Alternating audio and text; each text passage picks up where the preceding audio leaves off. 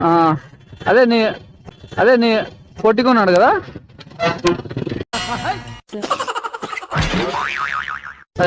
పెద్ద నీ పేరు ఏం పేరు? వెంకటరంగప్ప. వెంకట్రంగప్ప. అదే వెంకటరమణప్ప. వెంకట్రమణప్ప అంటపా. అదే వైట్ పంచిను తెల్ల షర్ట్ నిన్న ఇదే ప్లేస్ లోనే ఇచ్చినాడంట కదా నీకు. 500 ఇచ్చినాడంట కదా నీకు. 500 ఇచ్చినాడంట.